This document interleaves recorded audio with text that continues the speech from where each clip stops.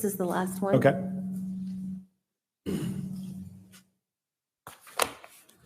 My name is Brett Cromie, 14147 Seabiscuit. I'll give that directly to Tim, but he left. So, Mayor Robert Peyton Jameson Jr., when you ran for mayor 2+ years ago, you ran on a campaign slogan of keeping Milton, Milton. You have broken your promise. You are known by your middle name, Peyton, and it's very fitting. There was a TV show in the 60s called Peyton Place. Peyton Place was a show that included plot lines of deceit, scandal, and moral hypocrisy. And in only your 2 short years as mayor, you've turned our beloved Milton into this. You've not kept Milton, Milton, you've changed it to Peyton Place. The founders of Milton wanted to have a city that protected the North Fulton residents against stupid and big government decisions of Fulton County. Unfortunately, you've embraced these. The residents have had it to fight you in your zeal to raise taxes. You want to spend our money like a Fulton County Democrat.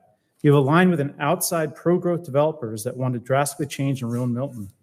You have not ruled out the possibility of high-density housing through a development authority.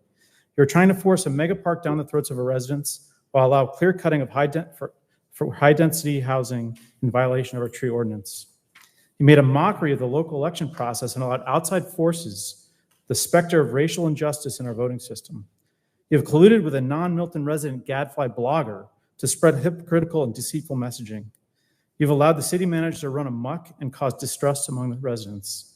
You put residents in danger. You broke ethics rules. In fact, in this last point, you publicly stated if a council member breaks ethics rules, they should step down. I don't need to demand you to step down. If you have any honor or plan to keep your word, you will remove yourself from office. But since I know that you're a liar, I expect you will ignore your stance on ethics and try to stay in power until you're removed by the voters in 2 years.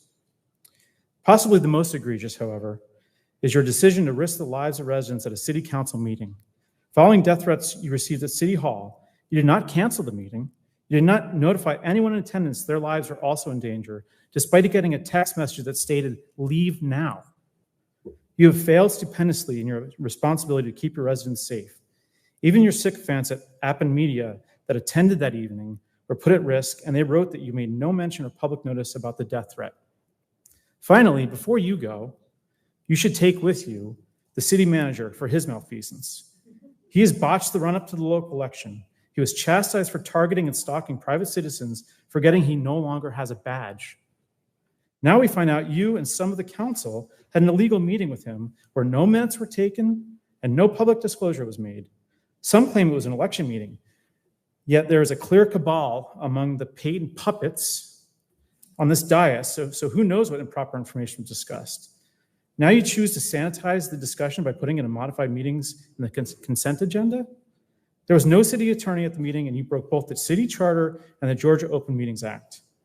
In conclusion, Creepy Krokoff has to go. He is no longer a policeman, and he should no longer be a city manager. Each and every council member that was at the secret meeting needs to submit their own personal account of the meeting minutes, or this will be yet another Peyton Place cover-up.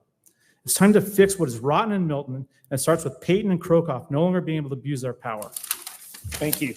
Mayor, that